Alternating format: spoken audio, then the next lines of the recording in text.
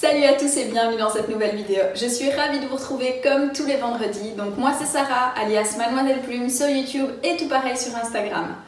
Aujourd'hui j'ai décidé de vous parler des 10 erreurs à ne pas commettre en tant que débutant en couture. Alors j'aurais sûrement pu en donner d'autres, mais j'ai essayé d'épingler les 10 qui me paraissaient essentielles ou en tout cas celles sur lesquelles j'ai pu porter mon attention quand j'étais débutante. Si vous avez d'autres erreurs en plus que celles que je vais pouvoir noter ici, n'hésitez pas à les indiquer dans les commentaires et si jamais vous êtes débutante, n'hésitez pas à les voir dans les commentaires parce que vous pourrez avoir l'avis aussi d'autres couturières.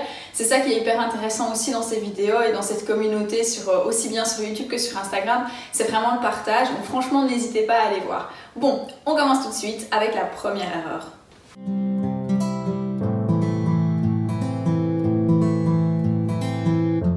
La première erreur qui pour moi peut être très fréquente en fait parce que quand on débute en couture on n'en a absolument aucune idée, c'est de ne pas laver son tissu avant de commencer à coudre. Alors évidemment pour une couturière aguerrie ça lui paraît une évidence, mais je suis pas persuadée que pour une débutante ce soit aussi évident que ça qu'il faille d'office laver son tissu avant de le coudre parce que parfois les tissus arrivent, ils sont bien emballés, ils sont bien repassés etc. Donc on se dit pourquoi le laver? Alors pourquoi le laver? Tout simplement parce que quel que soit le tissu qu'on va utiliser, il y a un risque qu'il rétrécisse et surtout quand on utilise des matières naturelles. Une débutante en couture, logiquement, elle va commencer par coudre du coton. Le coton, c'est une fibre naturelle et donc ça va rétrécir au lavage. Ça peut rétrécir parfois de 5 à 10% de sa taille, d'accord? Donc franchement, faites attention. Ne cousez jamais un vêtement ou n'importe quoi en fait, sans avoir lavé votre tissu avant parce qu'au premier lavage en machine, vous risquez d'avoir une mauvaise surprise. Personnellement, ça m'est pas arrivé de faire cette erreur-là parce que j'avais regardé des vidéos et on m'en avait parlé, mais j'ai déjà vu des catastrophes sur des publications de certaines personnes qui, le vêtement était magnifique, mais une fois passé au lavage, en fait, il avait complètement rétréci après, et en plus, ça n'est pas rétréci partout de la même façon, enfin, c'était vraiment une catastrophe. Donc, sachez-le, le coton, ça a tendance à fort rétrécir, le lin aussi, la viscose, oui, mais un peu moins. Tout ce qui est polyester et matière synthétique, ça rétrécira beaucoup moins parce que c'est une matière synthétique, d'accord? Au niveau des différents tissus, j'en parlerai un peu plus loin dans la vidéo, mais vraiment, ne pas oublier de laver son tissu avant de coudre parce que sinon ça peut être une vraie catastrophe. En plus de le laver, repassez-le correctement, d'accord? Et repassez-le à une température adaptée. Je veux dire, on ne repasse pas du satin ou de la soie sur la puissance maximum de son fer à repasser, tout comme du lin ou du coton, on ne va pas forcément le repasser sur la puissance minimale. L'idée, c'est évidemment de ne pas brûler son tissu, mais c'est aussi de pouvoir retirer les plis. Et ne pas hésiter à utiliser de la vapeur pour repasser, ça aide à faire partir les plis, d'accord? Moi je repasse systématiquement mes tissus avant de découper mon patron dedans, histoire d'éviter justement qu'il y ait un faux pli et que le patron se mette mal et que la pièce soit déformée. Donc franchement, la préparation du tissu, j'ai envie de dire, ça fait déjà une grosse partie du travail. Enfin, c'est super important en fait, c'est des étapes à ne pas négliger, donc bien laver son tissu, pareil, à la bonne température. Ne le lavez pas à 60 degrés parce que il y a de grandes chances pour que ça ne se passe pas très bien. Et faites attention, comme pour les machines classiques, ne mélangez pas un tissu rouge avec un tissu blanc, en tout cas pas au premier lavage parce que vous risquez d'avoir des mauvaises surprises aussi. Alors, deuxième conseil et deuxième erreur à éviter, et donc deuxième chose à toujours respecter, c'est de toujours respecter le droit fil dans un patron. Alors là, vous allez peut-être vous dire, si vous débutez en couture, mon Dieu, qu'est-ce que c'est le droit fil? Alors, le droit fil, en fait, ça a l'air compliqué, c'est un petit peu flou, en vrai, c'est super simple. Donc je vais essayer de vous expliquer ça de la manière la plus simple possible. Je m'excuse d'avance si je n'emploie pas exactement les termes techniques adéquats parce que je vous l'ai déjà dit, mais je le redis ici, je peux plus vraiment dire que je suis débutante, ça fait 1 an et demi que je couds et je couds toute ma garde-robe, mais je suis complètement autodidacte, donc je n'ai jamais suivi de cours. Moi j'ai regardé des tutos sur internet, j'ai regardé des vidéos, j'ai lu des livres, etc. mais je n'ai jamais suivi de cours, donc les techniques à proprement parler, je les ai apprises par moi-même. Bon, revenons à nos moutons. Le droit fil, qu'est-ce que c'est? Concrètement sur un patron, comment ça se représente? Ici, je vous montre ça c'est une pièce de poche de la chemise, de la surchemise Billy qui est ici, que j'ai cousue dans ma dernière vidéo. Si vous ne l'avez pas vue, je vous invite à aller la voir, c'est un vlog où je vous prends pendant toute la semaine avec moi parce que j'étais en congé. Donc le droit fil c'est quoi? C'est cette petite flèche qu'on va retrouver ici. Alors, elle est présente sur normalement toutes vos pièces de patron, à peu de choses près. Vous l'avez ici aussi, donc en fait ici c'était la pièce pour les poignées de manche de ma chemise. Et c'est donc à chaque fois représenté par une flèche. En fait, il faut savoir que cette flèche, elle doit toujours être dans le même sens, elle doit toujours être dans la même direction sur votre tissu quand vous coupez votre patron. Pour ça, je vous montre. J'ai pris ici un coupon de tissu que j'ai acheté il y a un petit temps, c'était en fait au moment où je débutais en couture. J'en avais pris 50 cm, donc vous voyez ici j'ai 50 cm de longueur, on va dire, sur une certaine largeur. Et cette largeur-là, alors oui je sais la largeur est plus longue que la longueur dans ce cas-ci, cette largeur-ci en fait elle ne varie pas, c'est la largeur du rouleau, donc le tissu est présenté comme ça, j'ai demandé 50 cm, ben, ils en ont coupé 50 cm. Mais cette largeur-ci ne va jamais varier, c'est ce qu'on appelle la laisse du tissu. Alors pour reconnaître le sens, ben, déjà si vous n'avez pas l'habitude, c'est pas compliqué, si vous en avez pris 50 cm, ben, vous savez que c'est pas les 50 cm ici qui sont la laisse c'est un côté ici. Les laisses, généralement, elles font entre 110 cm et 150 cm. Ici, je pense que ça doit être une laisse de 140, plus ou moins. Alors, pour la reconnaître, il y a aussi d'autres moyens. Souvent, je ne sais pas si vous voyez ici, alors évidemment, vous ne pouvez pas le toucher, mais en fait, c'est un peu plus rigide. Et vous voyez ici que ben, la structure du tissu est vraiment différente. Pareil, si je vous montre le verso, vous allez voir aussi que ici on va avoir une structure un peu différente, souvent c'est imprimé blanc. Parfois on va se retrouver avec des petits points aussi parce que c'est des marques d'épingle justement qui ont été mises. Donc voilà, ça c'est la laisse du tissu. Ben, concrètement, le droit fil c'est quoi?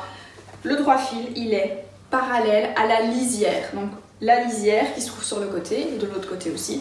Donc le droit fil est parallèle à la lisière. Donc ici si je veux placer ma pièce de patron, je vais venir la placer de façon parallèle comme ceci. La flèche ici doit être parallèle à la lisière, toujours. Alors, vous allez me dire, mais sur certaines pièces de patron, ça n'apparaît pas. Oui, ça n'apparaît pas parce qu'on vous demande de couper votre pièce au pli. Au pli, qu'est-ce que ça veut dire en fait? C'est simplement de prendre votre tissu dans le sens comme ceci, donc avec les laisses sur la lisière sur le côté, et de venir le replier. Et donc, si vous mettez votre pièce ici au pli, ben, de toute façon, ce sera coupé parallèlement, vu qu'ici, votre pli sera parallèle à la lisière, justement.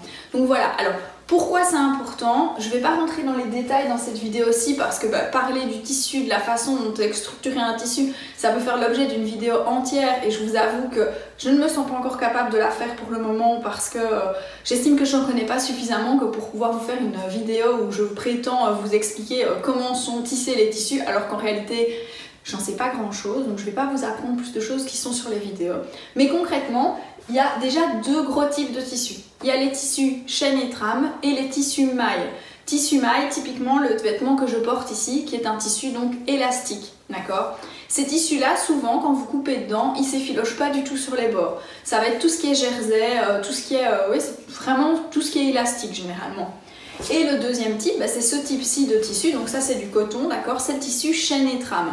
Et donc chaîne et trame, ça représente quoi? Ça représente deux types de fils qui vont être placés perpendiculairement ici. Si vous regardez un tissu de tout près, vous allez voir qu'à chaque fois on voit des fils qui sont verticaux, des fils qui sont horizontaux.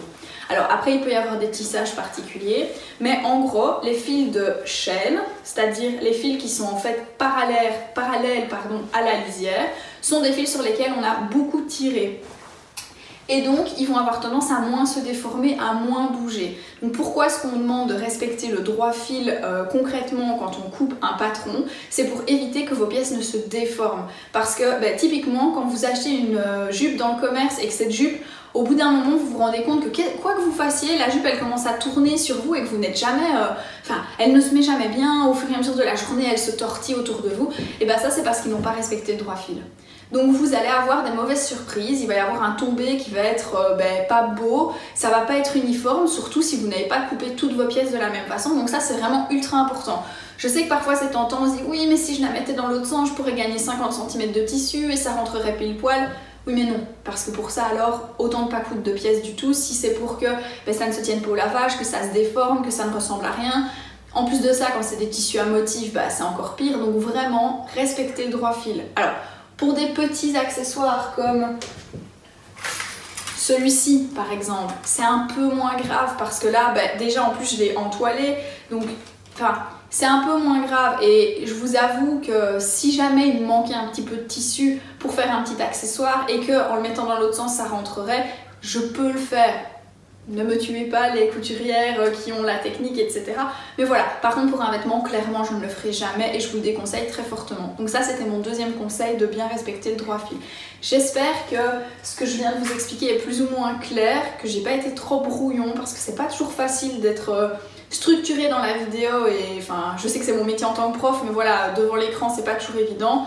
Si jamais j'ai pas été claire, je vous remettrai une explication dans la barre d'infos plus détaillée ou bien des liens vers des vidéos qui en parlent mieux, mais voilà, ça c'était mon deuxième conseil.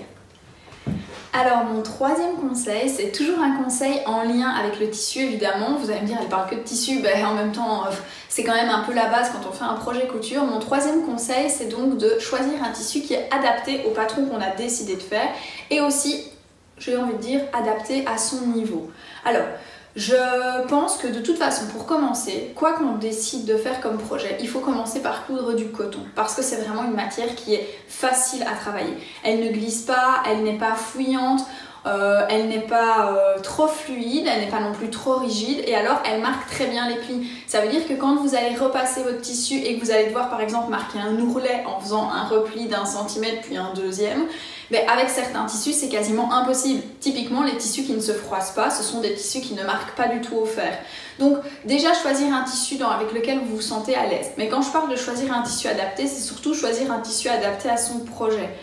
Vous n'allez pas coudre un chemisier en laine par exemple. Moi j'ai fait une surchemise en laine ici, l'idée c'était de la porter comme une veste, mais je ne vais pas coudre un chemisier qui est censé être fluide, qui est censé avoir des plis, etc. en laine. Je vais de nouveau pas choisir un voile de viscose pour me coudre un pantalon qui est censé se tenir ou pour me coudre une salopette par exemple. Après voilà, les associations de tissus, c'est un peu vous qui voyez comment vous voulez les gérer parce que moi ce que je vous conseille dans un premier temps, surtout si vous débutez, c'est de respecter ce qui est noté dans le livret d'explication du patron parce que la plupart du temps on vous conseille tel type de tissu ou alors on vous conseille un grammage au niveau du tissu. Donc au niveau des grammages, on peut avoir deux types, soit on vous parle en grammes par mètre carré, donc en gros on a découpé 1 mètre sur 1 mètre de tissu, on l'a pesé et on vous dit ça fait 120 grammes, soit on vous parle en grammes par mètre linéaire, et là c'est la laise du tissu sur 1 mètre de long, donc la laise ça dépend, je vous ai dit ça peut être soit 1m40, 1m50, ça peut être 1m10, moi je pense que ce jersey-ci c'était une laise de 1m60 même, carrément, donc là évidemment ça va être la laise sur 1 mètre de long. Les deux unités existent, mais donc évidemment, en fonction, vous n'allez pas retrouver la même valeur. Pour choisir le poids du tissu, donc dans certains patrons, il est conseillé directement, dans d'autres, on vous donne le type de tissu. Moi, très honnêtement, c'est quelque chose qui m'a posé des difficultés au début quand j'ai commencé la couture parce que je n'y connaissais rien dans les tissus. Donc je pense que ça vaut la peine d'essayer de regarder des vidéos où on vous montre différents types de tissus et surtout d'aller en mercerie, d'aller dans des magasins de tissus et demander conseil. N'hésitez pas, les vendeuses, elles sont là pour ça. En plus, je pense que ça leur fait plaisir de pouvoir vous donner des conseils par rapport aux différents types de tissus qu'on peut utiliser pour tel ou tel projet. Et franchement, ça vaut la peine. Alors, moi, très honnêtement, j'ai très vite commencé à commander sur internet parce que je vais pas vous mentir, les prix étaient plus bas et quand on débute, on n'a pas forcément envie de mettre 20 € dans un tissu et on se dit voilà, un tissu à 3 € du mètre, je prends pas trop de risques si c'est raté. Et donc pour m'aider à ce niveau-là, il n'y a rien à faire. Au début j'ai fait des gaffes. Ma première commande chez Dries & Stoffen, j'ai commandé du coton et j'ai commandé un satin de polyester. Satin de polyester pour débuter, je pense que c'était la pire matière possible. Même à l'heure actuelle, je n'ai plus envie d'en coudre. Pourtant, je me débrouille en couture. Donc franchement, faites attention à ça. Choisissez un tissu avec lequel vous vous sentez à l'aise.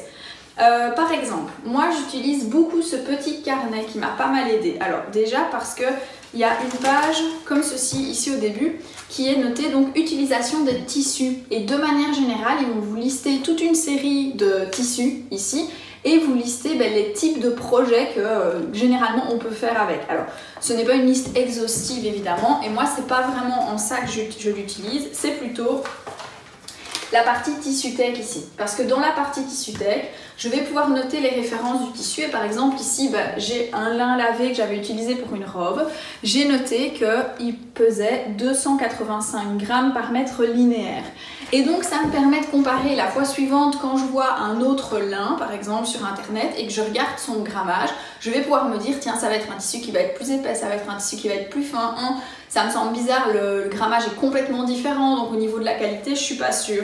Donc franchement moi ça m'a beaucoup aidé pour commander sur internet. Je le fais à chaque fois avec mes tissus, bon parfois malheureusement j'ai pas le grammage parce qu'il n'était pas indiqué sur le site et ça arrive aussi en magasin que le grammage ne soit pas indiqué.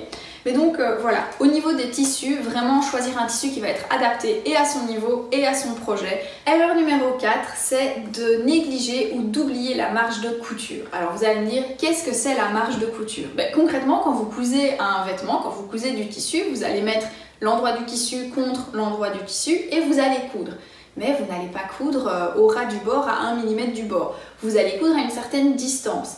Évidemment, cette distance-là, une fois que vous ouvrez votre tissu et que vous retournez votre tissu, j'ai envie de dire, c'est perdu cette distance-là. C'est ce qu'on appelle la marge de couture. Alors, dans les patrons français et européens, la plupart du temps, les marges de couture sont incluses. On vous le dit dans le guide de montage. Souvent, c'est des marges de couture de 1 cm. Dans les patrons américains, par contre, par exemple les patrons McCall, là la marge de couture elle est de 1,5 cm. Parfois c'est 0,7 cm aussi, ça va être la largeur du pied de biche. En fait les marges de couture on peut un peu faire ce qu'on veut, ce qu'on veut. Je veux dire les patrons peuvent faire ce qu'ils veulent au niveau des marges de couture. Donc c'est super important quand vous prenez un nouveau patron de bien repérer quelle est la marge de couture. Moi typiquement, je vous ai déjà montré comment j'organisais mes patrons, je vous le remontre ici. Hop. Je note toujours à l'arrière différentes infos. À chaque fois, typiquement, à l'arrière, je note marge de couture incluse, 2 points, 1 cm, ou marge de couture incluse, 2 points, 1,5 cm. Dans une des prochaines vidéos que vous verrez, je vais me coudre un manteau magnésium. Je vous promets ici une petite incrustation du premier manteau que j'avais cousu. Donc c'est un super chouette patron. Par contre, il est bien noté que les marges de couture ne sont pas incluses. Dans ce cas-là, qu'est-ce que je fais? Je place ma pièce de patron sur mon tissu et quand je la découpe, je viens découper à 1 cm tout autour de ma pièce de patron. Je ne coupe pas à ras comme je fais d'habitude. C'est important de ne pas négliger les marges de couture parce qu'évidemment si vous décidez de coudre votre vêtement dans une taille 34 par exemple, dans une taille 42 et que vous ne respectez pas les marges de couture, vous allez vous retrouver avec une taille qui est complètement différente. Donc ça franchement c'est super important de bien respecter la marge de couture et surtout de bien vérifier si la marge de couture est incluse et de combien elle est si elle est incluse. 5e erreur, on arrive tout doucement à la moitié. Cette fois-ci, c'est une erreur liée à la machine à coudre et l'erreur suivante sera aussi une erreur liée à la machine à coudre. Ici, j'ai envie de vous parler des différents types d'aiguilles. Alors, il faut savoir que toutes les aiguilles ne peuvent pas coudre la même matière. Logiquement, quand vous allez recevoir votre machine à coudre, elle va vous être livrée avec 1, 2, 3, 4 aiguilles, ça dépend. Moi, par exemple, sur la mienne ici, je vous montre, quand j'ai reçu ma nouvelle machine à coudre, elle a été livrée avec ce petit jeu d'aiguilles-ci. Donc il y a des aiguilles universelles, mais vous voyez qu'il y a des tailles différentes. Il est marqué 70, 80 et 90, donc 70, 80 et 90. J'ai aussi une aiguille pour coudre du jeans et j'ai aussi une aiguille stretch, donc pour coudre des matières élastiques comme des mailles par exemple. Donc ça, ce sont des aiguilles de base. Sur ma précédente machine à coudre, la Janome que j'avais, elle avait été livrée avec 2 aiguilles classiques. La taille, c'était une taille à mon avis standard, mais voilà, c'était des aiguilles universelles. Évidemment, en fonction de la matière que vous allez coudre, vous n'allez pas pouvoir utiliser la même aiguille, je vous le disais. Pourquoi? Parce qu'en fait, l'épaisseur va changer, mais la forme va changer aussi. Certaines aiguilles vont être plus pointues, d'autres vont avoir un bout plus arrondi en fonction du tissu. Alors, je vous mets ici une petite illustration que j'ai trouvée qui reprend par exemple pour la marque que je vais sûrement écorcher en disant mais Schmetz, qui est une marque très connue et c'est la marque la plus connue au niveau des aiguilles, d'accord? Il y a toujours un code couleur qui va être indiqué dessus, donc vous le voyez sur la petite image.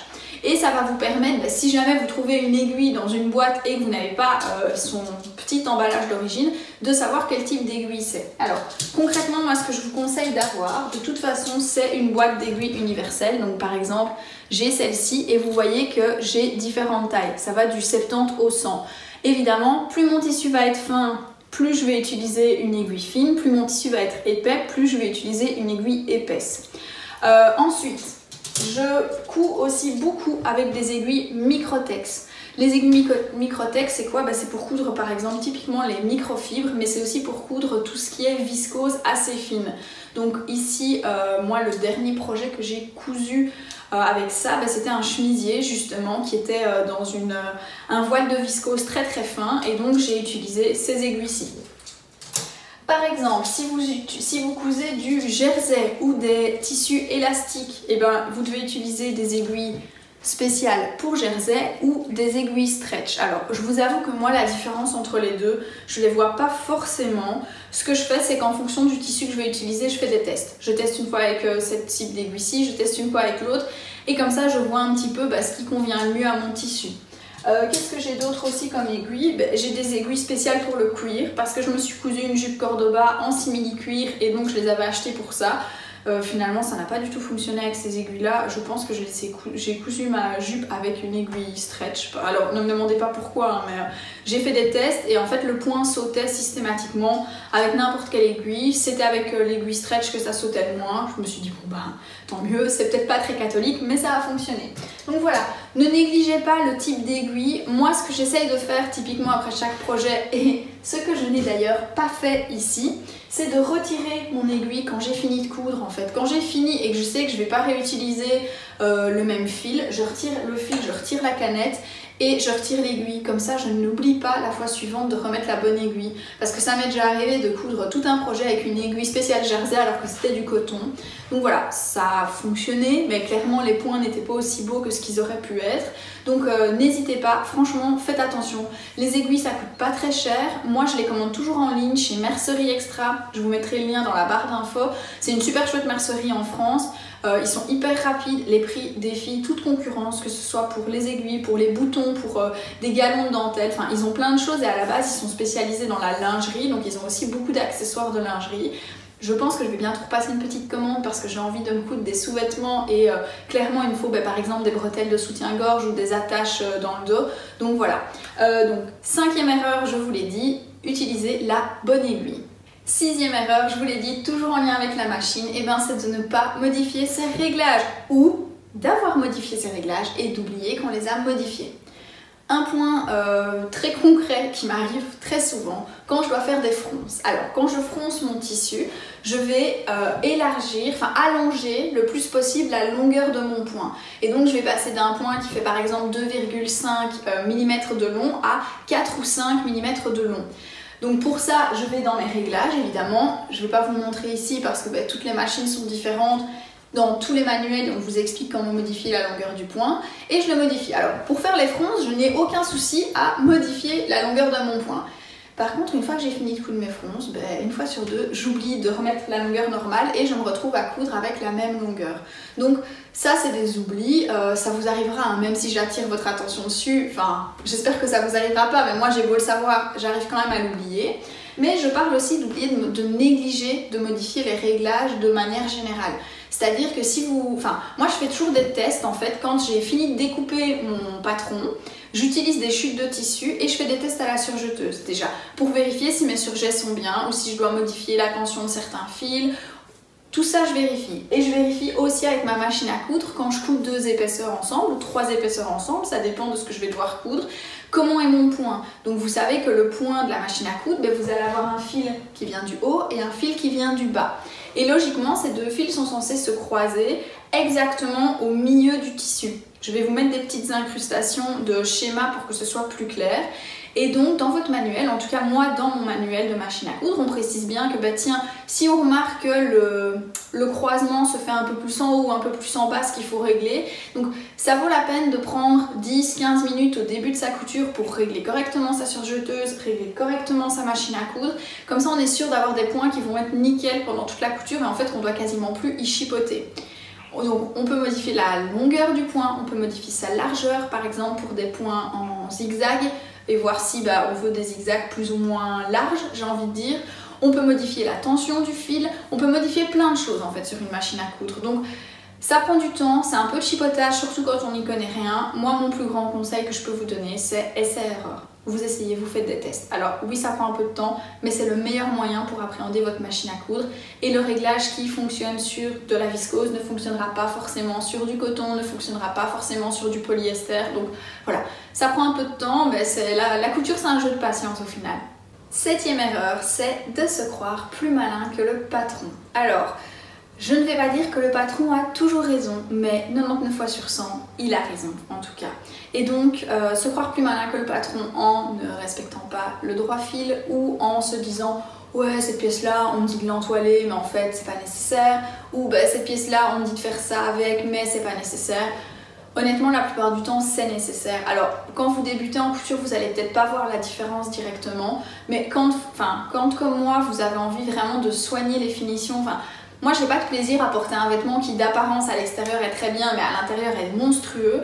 J'aime que les finitions soient soignées, j'aime que les détails soient respectés. Et donc, ne vous croyez pas plus malin que le patron en vous disant « ouais, il préconise de faire ça, mais en fait, ça sert à rien ». Dans 99 cas sur 100, ça sert. Alors, pourquoi 99 cas sur 100 ? Parce qu'un patron, c'est pas forcément infaillible, il peut y avoir des erreurs. Typiquement, j'ai eu le cas avec la chemise Alphonse de chez Make My Lemonade. C'est une chemise que j'adore, j'en ai cousu 3 versions. Et dans la première version, c'était ma toute première chemise et donc je me dis, Sarah, tu te concentres, tu lis toutes les instructions, tu lis les instructions avant de commencer, tu regardes la vidéo et tu suis les instructions à la lettre. Et c'est ce que j'ai fait. Et par exemple, je me suis retrouvée avec les manches. Alors on me demandait de couper les manches 2 fois dans le tissu. Ce que j'aurais dû faire, c'était de plier mon tissu en 2, de placer mon patron et de découper. Ça voulait dire que j'allais avoir des manches en miroir, si vous voulez. Une manche gauche, une manche droite. Logique. Sauf que dans le patron, il était bien noté couper 2 manches identiques. Et je me suis posé la question, je me suis dit tiens, mais si elles sont identiques, il va y avoir un souci au niveau de la fente indéchirable. Mais comme c'était ma première chemise, je me suis dit ok, non, si il précise bien identique, et je veux dire, je ne l'ai pas fait à l'aveugle dans le sens où j'ai été voir d'autres patrons, j'ai été voir sur d'autres pièces et sur d'autres pièces il était bien noté coupé 2 fois et il était noté dans le livret d'explication 2 fois signifie une fois à l'endroit, une fois à l'envers par exemple. Là il était noté 2 manches identiques. Typiquement ça c'était le 1% des cas où j'aurais pas dû écouter le patron parce que c'était pas du tout ça qu'il fallait faire et c'était une erreur. Donc je dis pas que les patrons sont fiables à 100%, j'en ai fait les frais mais la plupart du temps ça a été relu, ça a été testé. Je vous l'ai dit dans ma vidéo de la semaine dernière, j'étais testeuse pour 3 patrons différents. Mais voilà, il n'y a pas de secret. On teste les patrons, on fait des commentaires à la créatrice, on lui dit tiens attention, il y a peut-être une erreur là, ou tiens attention, ce point-là n'a peut-être pas été respecté. Donc franchement, respectez les patrons. Et si vous avez un doute, n'hésitez pas à envoyer un message à une fille qui a déjà cousu, ou à un garçon, parce que je veux pas paraître sectaire, qui a déjà cousu le patron en question, lui demander tiens à cet endroit-là t'as fait quoi, etc. Moi en tout cas, si vous m'envoyez des questions à ce niveau-là, je prends toujours beaucoup de plaisir à vous répondre et à vous aider. Parfois, je vous dis clairement, j'en sais rien ou je me souviens pas, mais j'essaye toujours de pouvoir vous répondre et vous aiguiller au mieux. 8e erreur, vous le voyez ici à côté de moi, il a fait son apparition, c'est le fer à repasser. Alors, avant de commencer la couture, j'étais fière de pouvoir dire que mon fer à repasser, ça faisait 2 ans qu'il n'était pas sorti de son armoire. Parce qu'en fait, je ne repassais clairement rien au niveau de mes vêtements. Déjà, les vêtements que je devais repasser et qui étaient immettables sans repassage, je les mettais plus. Et quand j'avais fini de faire ma machine, je mettais tout séché bien à plat ou bien sur cintre. Et généralement, ça passait, on n'y voyait que du feu. Sauf qu'en fait, en commençant la couture, je me suis très vite rendu compte que je n'allais plus pouvoir dire que je n'avais plus utilisé mon fer depuis 2 mois. Là, parfois, je dis je n'ai plus utilisé mon fer à repasser depuis 2 jours parce que j'ai pas cousu en vrai. Mais donc là, le repassage, c'est vraiment super important et c'est ça qui va donner la touche finale à votre vêtement. Alors quand je dis la touche finale, ça veut pas dire qu'il faut juste repasser son ouvrage à la fin. Non, repasser à chaque fois au fur et à mesure de la couture. Par exemple, si je vous montre ici ma surchemise, j'ai pris la peine de repasser et d'écarter les coutures. Donc en gros, qu'est-ce que j'ai fait? J'ai cousu endroit contre endroit, j'ai retourné et j'ai écarté mes marches de couture pour pouvoir les mettre comme ceci. Et je les ai écartées grâce au fer à repasser. Alors, ok, si vous vous en fichez des finitions intérieures et que ça ne vous dérange pas qu'elles soient placées d'un côté, de l'autre, etc. Déjà, quand on va coudre un tissu qui est épais, c'est important parce que ça va limiter les épaisseurs de pouvoir les écarter. Mais en plus de ça, ça va surtout donner un rendu qui est vraiment nickel de l'autre côté. Parce que parfois, sur certains tissus, surtout les tissus fins, vous allez avoir un rendu qui n'est pas parfait. Ou bien ici, au niveau des poches, j'ai vraiment dû bien repasser pour éviter que mon tissu, par exemple, ne vienne à ressortir de l'autre côté, etc. Donc, souvent, c'est au moment du repassage qu'on se rend compte si la couture elle est bien ou pas. Donc c'est vraiment une étape à ne pas négliger du tout. Moi j'ai un fer à repasser très basique, hein. Je pense qu'il m'avait coûté 30 € à l'époque quand je l'avais acheté parce que c'était juste pour pouvoir repasser un chemisier de temps en temps si j'en avais besoin. Est-ce que j'en suis contente? En fait, j'ai aucun point de comparaison. J'hésite fortement à m'acheter une centrale vapeur, mais ça prend beaucoup de place et au final, j'ai déjà l'impression de devoir jongler avec ma planche à repasser, etc. Donc pour l'instant, il fonctionne. De temps en temps, il me fait des petites frayeurs dans le sens où il commence à couler ou bien il y a plein de calcaire qui se met. Donc il n'est pas exclu que je change un jour, mais clairement c'est pas l'achat plaisir qui me fera qui me fait rêver d'acheter. Si, il y en a un qui me fait rêver, mais il est à 350 €, je vais pas mettre ce prix-là dans un fer à repasser. Mais donc ne négligez pas le repassage, c'est super important. 9e erreur à laquelle on ne fait pas forcément attention, surtout quand on débute en couture, c'est de négliger ses finitions intérieures. Je vous l'ai dit, moi je prends plaisir à ce que les finitions soient jolies, mais c'est pas juste pour que ce soit joli, c'est aussi pour que le vêtement soit durable dans le temps. Typiquement, j'ai fait cette erreur sur une blouse que j'avais cousue, c'était la blouse Falbala de chez Make My Lemonade. Alors, ne cherchez pas de photos de cette blouse, ni sur Instagram, ni dans un précédent bilan couture, elle n'apparaît pas. C'est mon seul et unique énorme fail irrattrapable. Pourquoi? Parce qu'en fait, je n'avais pas encore ma surjeteuse à l'époque et les finitions à l'intérieur, évidemment, il fallait que je surfile mon tissu. Et donc j'avais ma machine à coudre et je devais faire un point zigzag, sauf que c'était une viscose qui était très fine et je trouvais que le point zigzag était absolument dégueulasse dessus, ça ne ressemblait à rien. Et pareil, au niveau des volants des manches, j'étais censée faire un ourlet mouchoir, mais j'avais un peu la flemme et je me suis dit, tu sais quoi, en fait j'avais amidonné mon tissu et donc il était un petit peu taché avec l'amidon, il y avait des auréoles et je me suis dit, tu sais quoi, c'était la première fois que j'ai amidonné mon tissu, je me suis dit si ça tombe, les taches vont pas partir et ça va rester et je n'ai pas du tout envie de me casser la tête à faire mes ourlets mouchoirs et à surfiler toutes mes coutures si c'est pour que de toute façon ils soient immétables parce qu'il y a des taches. Donc je vais d'abord le passer en machine et une fois qu'il sera passé en machine, je ferai mes finitions. Je pense que celles qui ont déjà fait l'erreur me voient venir. Ça s'est transformé en lambeaux, littéralement. Je saurais même pas vous le montrer parce que je l'ai pas gardé, c'était irrattrapable en fait. Le tissu s'est vraiment effiloché, mais j'avais jamais vu ça, surtout que c'était pas une viscose de bonne qualité, donc clairement il s'est effiloché super fort et en fait il était irrattrapable parce que toutes les coutures avaient sauté, c'était une vraie catastrophe. Donc ne négligez pas les finitions intérieures parce que vous allez voir qu'au premier lavage ça risque de complètement foutre le camp et votre couture vont s'effilocher, c'est une vraie catastrophe. Je pense que je viens de dire 10 fois catastrophe, mais vraiment c'est une catastrophe quand ça vous arrive. Donc ne négligez pas les finitions intérieures. Alors, l'erreur numéro 10, si je termine par là, c'est parce que c'est vraiment un message important. Alors j'espère que vous êtes restés jusqu'à ce moment-ci de la vidéo pour l'entendre. Mais pour moi, la 10e erreur, c'est de se sous-estimer. J'ai bien dit sous-estimer et pas surestimer. Je m'explique. Les patrons, généralement, il est noté que c'est un niveau débutant, débutant intermédiaire, intermédiaire, intermédiaire avancé, expert, etc. Alors, je dis pas que votre premier projet doit d'office être un niveau avancé ou un niveau difficulté ultime, mais pour moi, ce que vous devez faire surtout, c'est coudre des choses qui vous plaisent. Je vous l'ai dit, quand j'ai débuté la couture, je me suis dit ok, je vais faire des accessoires.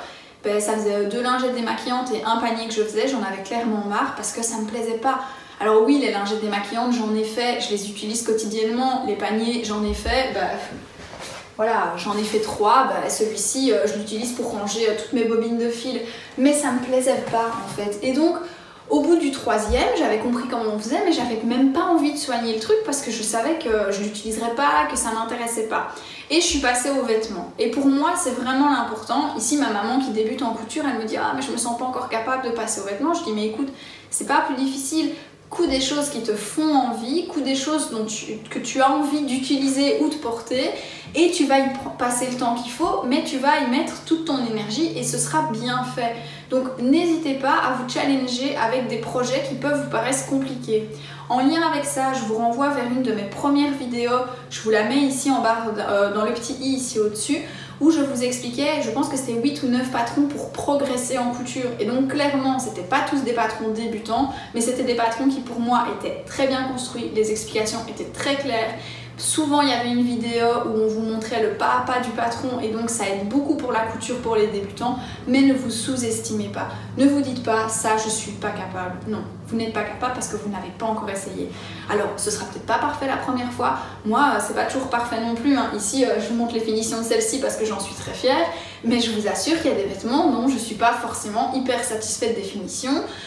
Mais voilà, c'est le début, c'est le premier, c'est le deuxième, il faut toujours commencer par quelque part et la perfection du premier coup, ça n'existe pas. Clairement, je suis sûre que ça, vous vous dites qu'elle est parfaite. Honnêtement, il y a des trucs qui sont pas parfaits dessus. D'ailleurs, je vais vous les montrer. Par exemple, ici à l'intérieur, j'ai cousu cette partie ici et j'ai surpiqué ici mon empiècement d'or. Regardez, ici. Attendez, je le cherche. Voilà. Là, typiquement, vous voyez que ma couture, elle n'est pas du tout droite. Alors, elle est droite à l'extérieur, mais à l'intérieur, elle ne l'est pas. Donc, c'est pas parfait non plus. Autre exemple, ici, sur le côté de ma poche, vous voyez que ça dépasse un petit peu. Donc, la perfection, enfin, c'est pas parce que je vous la montre en photo que je vous dis que j'en suis super fière, qu'elle est parfaite. J'en suis très fière parce que je suis vraiment contente des finitions que j'ai faites, mais je sais que je pourrais m'améliorer. Et donc, ne vous sous-estimez pas, ne vous dites pas que c'est impossible que vous fassiez un vêtement alors que vous débutez en couture. Ça faisait 2 semaines que je cousais, que j'ai fait une robe, d'accord? Oui, elle n'est pas parfaite, mais elle est mettable et je l'ai encore mise cet été. Pas beaucoup, je vous l'accorde, parce qu'on n'a pas eu de beau temps, mais je l'ai portée. Donc ne vous sous-estimez pas. Pour moi, c'était vraiment le message important que je voulais vous faire passer ici.